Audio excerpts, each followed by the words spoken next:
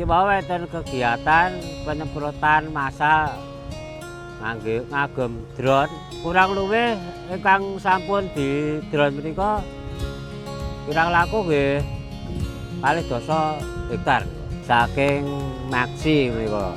Nggih obatipun menika ngagem nuwereng dipun tambahi kalih Probos. Karena petani penyemprotan tidak bisa serempak satu persatu, cuma werengnya itu cuma melompat sana melompat sini. Dan harapan kami menggunakan drone itu akan lebih efektif dalam pengendalian secara dosis dan tepat cara, dan yang terpenting bisa serempak. Jadi istilahnya mati siji mati kabeh werenge, jadi tidak tersisa.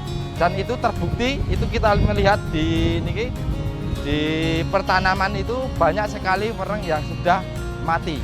Dan harapan kami ini mudah-mudahan memicu atau menambah semangat petani untuk berbudidaya tanaman padi. Dengan menggunakan drone ini sangat bermanfaat. Panennya maksimal, untungnya banyak.